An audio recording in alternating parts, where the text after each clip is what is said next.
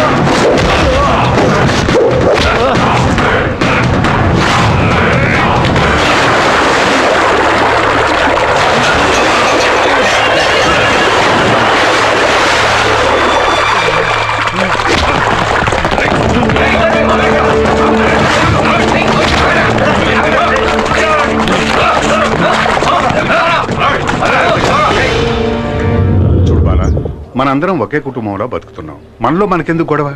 అన్నం పెట్టమన్నాడు, ఇంకా టైం అవ్వలేదన్నాను, అందుకోసం ఫోన్. నన్ను దిగులు పడక బాలా, ఆడు కొరివితో తలగొక్కుంటున్నాడు.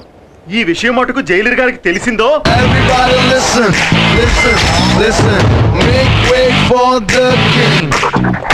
ఏంటి జైల్లో వైలెన్సా?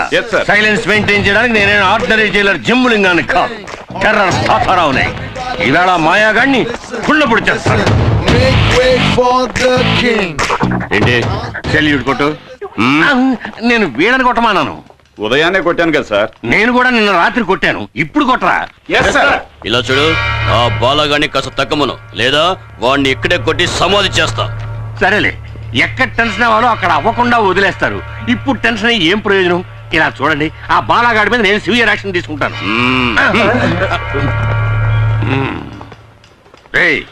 ఒక జైలర్ తో ఏదో టైలర్ తో మాట్లాడినట్టు మాట్లాడి వెళ్ళిపోతున్నాడు వీడు. అవును, ఎప్పుడు వచ్చాడు వీడు? నిన్నే వచ్చాడు సార్. నిన్న వచ్చిన కుయ్యాగాడు బాలానే కొట్టాడు. నెక్స్ట్ మిమ్మల్నే కొడతాడు సార్. వీణ్ణి ఒప్పుకుంటాను. వీణ్ణి గంజి పెట్టి ఉరితి కారేయడానికి ఒక పవర్ఫుల్ ఆఫీసర్ వచ్చి తీరుతాడు.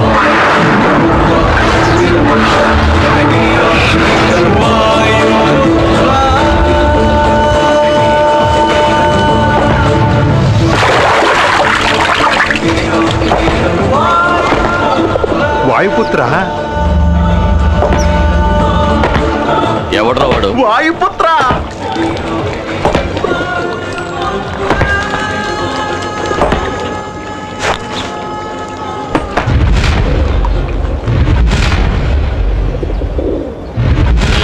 కాకి చొక్కా వేసుకుని దండించడానికి వచ్చాడ్రా తమ్ముడు. కాకి చొక్కా వేసుకోగానే సరికాదు, గుండెలో కలేజా ఉండాలి, లేదా బాక్స్ బద్దలవుతాయి. మన మినిస్టర్ ఎవరో తెలుసా?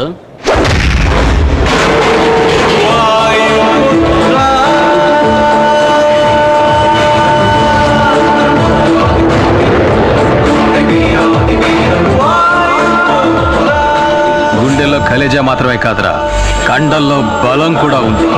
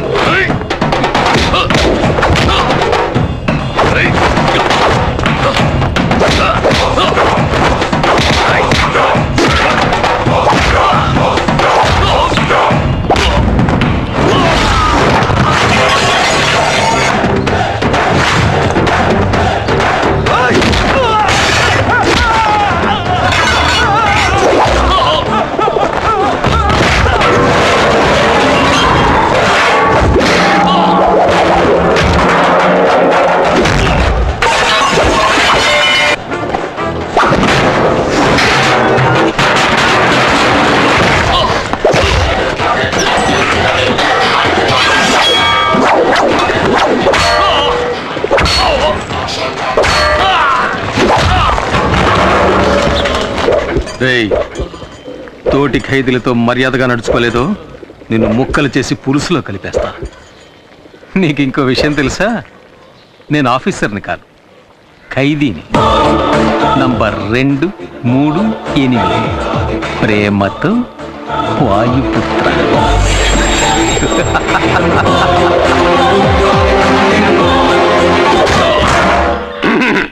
ఏమయ్యా, నీకెంత ధైర్యం ఉంటే కక్కుసులో కుక్కీకి వేలాడదీసిన గంజి పెట్టి ఉతికారేసిన నా కాకి చొక్కాని నువ్వేసుకెళ్తావు? పై అధికారి ఒక ఆయన వస్తారు, ఆయన నిన్ను ఉతికి ఆరేస్తారని చెప్పారు కదండి, అందుకే అలా చేశాను. ఇలా చూడు, తప్పు చేసిన వాడికి శిక్ష విధించాల్సిందే. అందుకే ఈ జైల్లో నువ్వు తప్ప వేరే మగాడే లేడు. థ్యాంక్స్. కనుక నువ్వు ఉతుకు, చక్కగా ఉతుకు, ఉతకమంటారండి? బాగా ఉతుకు. కానీ ఉతకడానికి ముందుగా నాతో చెప్పు, అప్పుడే నేను ఇంకో డ్రెస్ తో రెడీగా ఉండగలుగుతాను. ఆ? పా. వస్తాను సార్. ఏంటి వీడు టెర్రర్ తాతారావునే టెర్రరైజ్ చేసిపోతున్నాడు? ఇదేమన్నా జనక్రీడలా జలసాగా చేస్తున్నారు? సార్, జైల్లో ఎంతమంది ఖైదీలున్నా మూర్తి మీద బాల మీద మీకు ప్రత్యేకమైన శ్రద్ధ. ఏకలవ్య, ఆ? మిగతా వాళ్ళకి సాయం చేయడం కోసమే చిన్న చిన్న తప్పులు చేసి జైలుకు వచ్చాడు మూర్తి. కానీ బాలగాడు ఫైనాన్షియల్ కంపెనీలో పనిచేసేవాడు. కంపెనీ వాడు పబ్లిక్ ని మోసం చేయడానికి ముందే వీడే కంపెనీని మోసం చేసి చేతివాటం చూపించి జైలుకు వచ్చాడు. వీళ్ళ మైత్రిని నేను అభినందిస్తున్నాను రా ఏకలవ్య. అచ్చే ఏకలవ్య, బాలా మీద దెబ్బ పడిందని తెలియగానే మూర్తికి లేచింది కోపం. అలాంటి స్నేహం వాళ్ళది. ఏంట్రా నీ చెడ్డీకి అన్ని కిటికీలు ఉన్నాయి, మగాడు నీళ్ళు వేసుకుంటున్నారు రండి సార్. అమ్మా, ఎలా ఉన్నావమ్మా? బానే ఉన్నా నాయనా. సతీష్కి ఇప్పుడు ఎలా ఉంది? డాక్టర్లు వెంటనే ఆపరేషన్ చేయాలన్నారు. 5 లక్షల రూపాయలు ఖర్చు అవుతుందట. నేను రిలీజ్ అవ్వడానికి ఇంకా 6 నెలలు గడువు ఉంది. శిక్షని తగ్గించమని నేను అప్పీల్ కూడా చేసుకున్నాను. ఈ పరిస్థితుల్లో నేను ఇంత పెద్ద అమౌంట్ ఎలా ఏర్పాటు చేయగలమ్మా? కష్టమేరా కానీ ఆపరేషన్ చేసి తీరాలి, లేకపోతే మీ తమ్ముడికి ఏం కాదు, భయపడకు, దేవుడున్నాడు. బాలా, డల్గా ఉన్నావే? తమ్ముడికి ఆపరేషన్ 5 లక్షల రూపాయలు కావాలట. నేను బయట ఉంటే ఏదో విధంగా ఏర్పాటు చేసేవాడిని. ఇప్పుడు ఏం చేయాలో తెలియడం లేదు. దిగులు పడకు, అన్ని సమస్యలకి పరిష్కారం ఉంటుంది. రేపు స్వతంత్ర దినోత్సవం. ఖైదీలందరి పేర్లతో చీటీలు వేసి ఒక ఖైదీని రిలీజ్ చేస్తారు. నీకు ఛాన్స్ ఉంది. సార్, ఏమిటి? ఆ చీట్లు రాసేటప్పుడు నా పేరు కూడా అందులో కలిపి రాసేయండి సార్. అయ్యయ్యో, అడ్డమైన గాడిదల పేర్లు రాయడం కుదరదురా. ఒకటి శిక్షాకాలం పూర్తిగా వస్తూ ఉండాలి, రెండోది చక్కని నడత ఉండాలి. నేను కూడా బాగా నడుస్తాను సార్. ఏది నడుచుద్దాం? అది నడక ఎదవా, ఎక్కడో కూపులేసిన వాడు నడిచేట్టు నడుస్తున్నావు. లుడుకు, నిన్ను ఇప్పుడు రిలీజ్ చేసినా ఇంటికెళ్ళి చేరడానికి 1 వారం రోజులు పడుతుంది. ముందు నీ వీలుకున్న బెండు తీద్దాం, తర్వాత రిలీజ్ గురించి ఆలోచిద్దాం. అలాగే మూర్తి. సార్ చెప్పు మూర్తి. ఆ చీటీల్లో బాలా పేరు కూడా చేరిస్తే బాగుంటుంది. దోస్తీయా? చూద్దాం, వాడి పేరు కూడా పరిశీలించి చూద్దాం.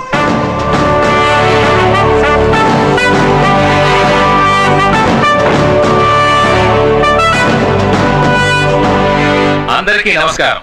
స్వాతంత్ర దినోత్సవ సందర్భంగా ఈ సంవత్సరపు అదృష్టవంతులు ఎవరో చూద్దాం.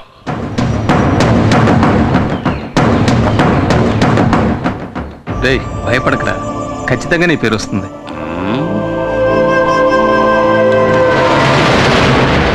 మూర్తి అదృష్టవంతుడు.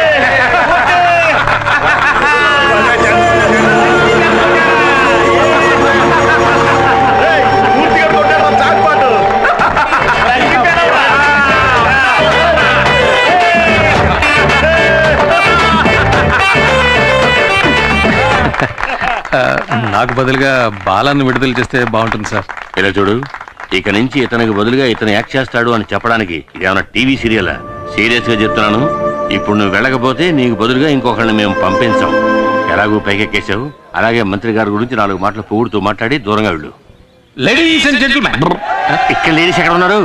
సరే జెంటిల్మెన్, జైలు ఈయనకేం కొత్త కాదు. ఎన్నో సార్లు ఎన్నో నీచమైన పనులు చేసి ఈయన ఇక్కడికి వచ్చారు. ఈసారి పర్మనెంట్ గా ఇక్కడికి వచ్చేస్తారా? అంత గొప్ప పెద్ద మనిషి. మూలశంకతో మొదలై దురద, గజ్జి, తామర వంటి ఎన్నో చండాలమైన వ్యాధులతో పాటు చక్కెర వ్యాధి కూడా ఉన్నప్పటికీ దాని గురించి ఏమాత్రం పట్టించుకోకుండా మన ఆహ్వానాన్ని మన్నించి ఇక్కడికి విచ్చేసిన మంత్రి గారికి నా కన్నీటి అంజలి. ఈయనకి పెద్దిల్లు, చిన్నిల్లు, పుల్లిల్లు అంటూ ఎన్నో ఇళ్ళు ఉన్నప్పటికీ ఈయన ఎక్కువ కాలం గడిపేది వైజాగ్, రాజమండ్రి, చెంచల్ కూడా జైళ్లలో. ఈయన త్వరగా మన జైలుకి వచ్చి చిప్పకూడు తిని సెంట్రీలతో తనులు తింటూ బక్క చిక్కి ముక్తి పొందాలని ఆ ముక్కంటిని వేడుకుంటున్నాను. నేను ఈ వేదిక మీద ఇలాగే మాట్లాడాలని నన్ను రెచ్చగొట్టి నాకు అవకాశం కల్పించిన తాతారావు గారికి ఇక్కడ నేను కృతజ్ఞతలు తెలియజేసుకుంటాను. గొప్ప కృతజ్ఞతలు. ఇంకో మాట మాట్లాడేవో నా సీటు డర్ర్. చివరిగా నా శవయాత్రే.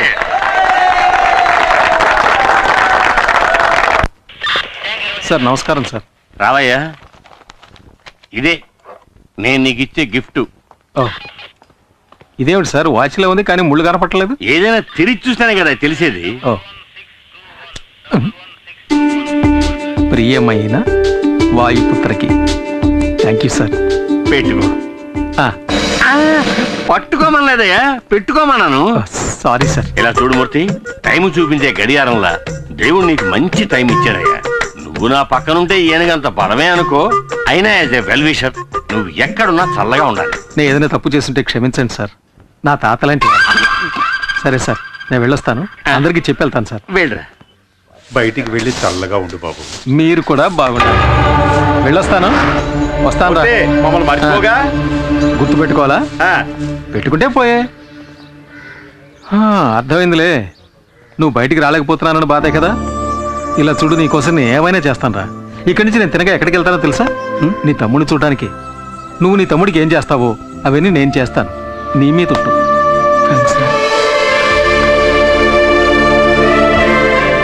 నువ్వు చేసిన మేలు జన్మలు మర్చిపోలేనురా. దిగులు పడకరా. ఏంటండి ఇది, 6 ప్యాక్ బాడీని ఫ్యామిలీ ప్యాక్ చేసి మొన్నే పెళ్ళి అయిందయ్యా. వస్తాను రా. బాయ్.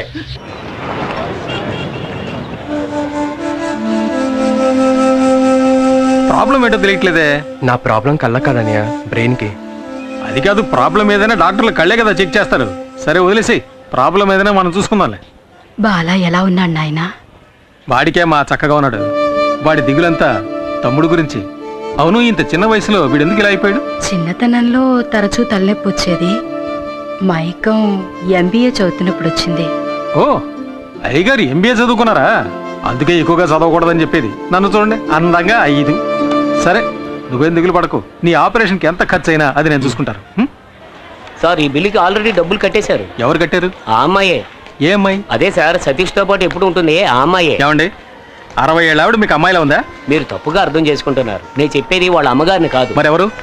అది సార్, అటు చూడండి, ఆ అమ్మాయి సార్. ఎవరా అమ్మాయి? హాయ్. అత్తయ్య, అమ్మా. నేను అన్ని మందులు తీసుకొచ్చేసాను. అయిపోయిన వెంటనే చెప్పండి.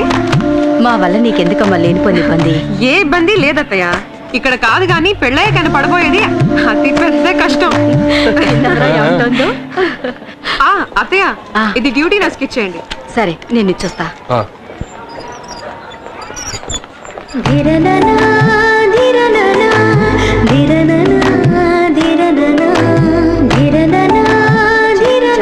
ఎన్ని మందులు రాసిస్తారు? అబ్బబ్బబ్బబ్బా. అమ్మా, ఈ మందులు తీసుకురమ్మన్నారమ్మా.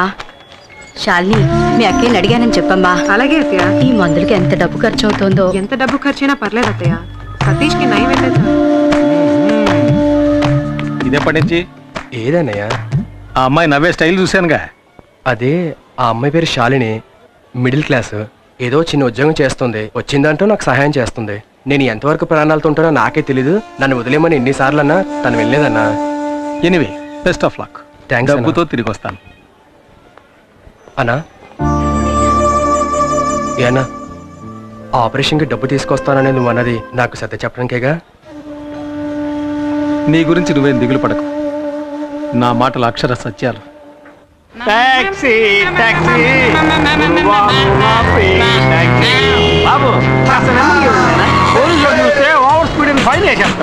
చేసే ఫ్రీ సర్వీస్ కి ఇంత బిళ్ళప. మూసుకొని రావయ్యా. Very good. మనసులో ఏమి దాచుకోకుండా తుప్పుకు నువ్వు చూసావా? నువ్వు నాకు నచ్చావు.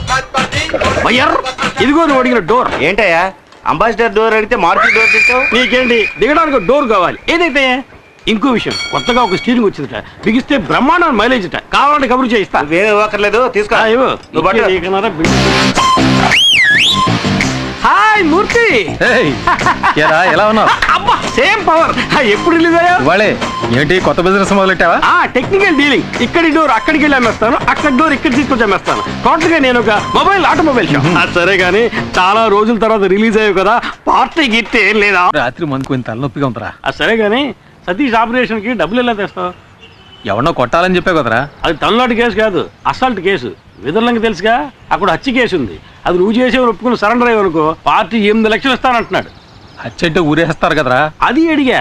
పైకోర్టుకి అప్పీల్ చేసుకుని సాక్షులు మార్చేసి బయటికి తీసుకొచ్చి లాయరే చెప్పాడు. కాకపోతే 2 ఏళ్ళు జైల్లో ఉండాల్సి వస్తుంది. అది మనం కుదరదని నేను వదిలేశాను. అలా ఎందుకన్నావు? నీ తమ్ముడిని కాపాడుతానని బాలాకి నేను మాటిచ్చాను. నేను చేస్తాను. వేదూరులంకకి 2 టికెట్లు. దిగాలని మాకు తెలీదా? ప్రతివాడు దిగండి దిగండి నారాడు.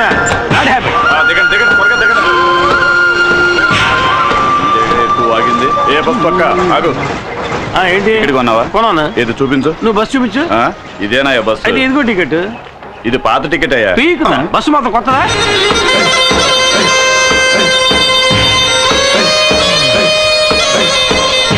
బాగా ఎండగా ఉంది, కొనుక్కుంటే ఇదిగో.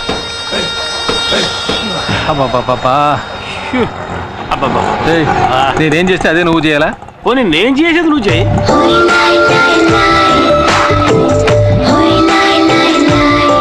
మూర్తి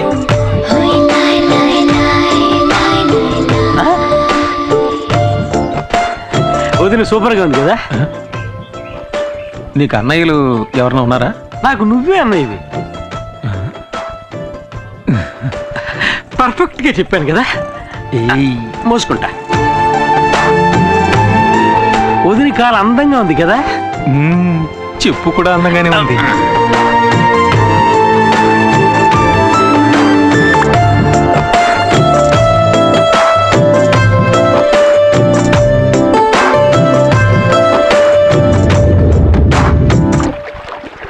ఏంటంజలి, మీ దివాణం బోటి వాళ్ళు రాలేదా? వదిన పేరు అంజలి మూర్తి. అంజలి మూర్తి. నీకేంటమ్మా ఎదుర్లంక దివాణంలో రాణిలా బతుకుతున్నావు. నువ్వు తలుచుకుంటే కొత్త బోటే కొనేయచ్చు. నేను రాణిని కాను, జమీందార్ గారికి బంధువుని కాను. నేను ఆ దివాణంలో లెక్కలు చూసే సాధారణమైన అకౌంటెంట్ని. మా నాన్నగారు చేసిన పనిని ఆయన పోయాక నేను చేస్తున్నాను. ఏంటమ్మా అలా అంట? ఈశ్వర ప్రసాద్ గారు జైలుకి వెళ్ళాక వాళ్ళ అమ్మగారిని అబ్బాయిని నువ్వేగా బాధ్యతగా చూసుకుంటున్నావు. అది నా బాధ్యత. అనాథలమైన మాకు వారే ఆశ్రయం ఇచ్చారు. అది ఎంతకాలం? నీకు పెళ్ళయ్యి అత్తారింటికి వెళ్లే వరకేగా. అంటే వదినకి ఇంకా పెళ్లి కాలా? సిగ్గా. ఈశ్వర ప్రసాద్ గారు జైలు నుంచి రాగానే అంజలికి పెళ్లి అవుతుందో లేదో తెలియదు కానీ ఖచ్చితంగా ఇక్కడ హత్య జరుగుతుంది. అప్పుడే గాల్లో రక్తపాసన వస్తుంది. అది నిన్న నీ పెళ్ళాం దుడ్డు కర్రతో నీ నెత్తిని బాధింది కదా, ఆ రక్తపు మరకల వాసన.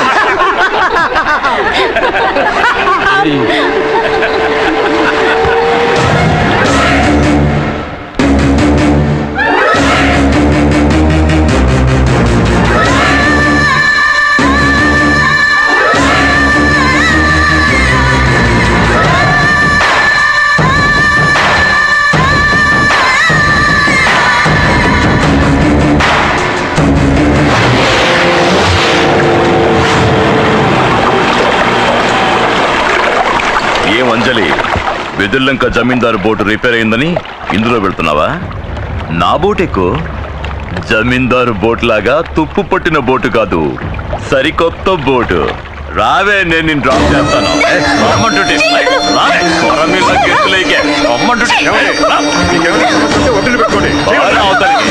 అసలు చెప్పొచ్చావు, అడ్డొచ్చావంటే నరికేస్తా. ఏవే, మాకు వ్యతిరేకంగా కోర్టులో కేసు ఫైల్ చేస్తావా? రేవులో రౌడీసం చేస్తే అలాగే చేస్తా. అది నా డ్యూటీ. నీ డ్యూటీ అది కాదే, నాతోరా, నేనిస్తా కొత్త పని. ఊరికే కాదులే, నువ్వు నీ పని బాగా చేసావనుకో 100-200 ఎక్కువ ఇస్తాను. అటువంటి అమ్మాయిలు నీ కుటుంబంలోనే ఉన్నారా? వెళ్ళి బాలకు చెప్పు. నా తడాక ఈ రోజు చూపిస్తాను.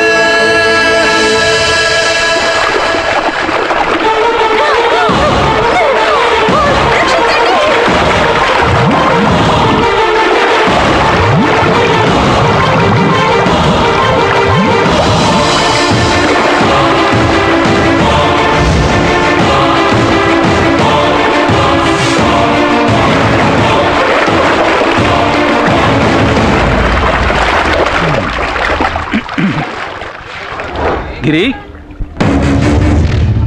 గిరి గిరి ఆటోలో వచ్చేంటి? నేను ఒకటి కాపాడదాన్ని పట్టుకున్నాను. ఆడ పెద్ద స్విమ్మింగ్ ఛాంపియన్ నన్ను లాక్కుంటే అవతల రోడ్డుకి వెళ్ళిపోయాడు. నేను అక్కడి నుంచి ఆటో వేసుకొచ్చాను. నాకు తెలుసురా నువ్వు మునిగిపోవని. నా మీద నీకు అంత నమ్మకం? ఎందుకంటే ఈ బుర్ర అంతా డొల్లేరా, మునిగిపోదు. ఆటోలో ముందు నీకోసం ఎదుగుతుంటే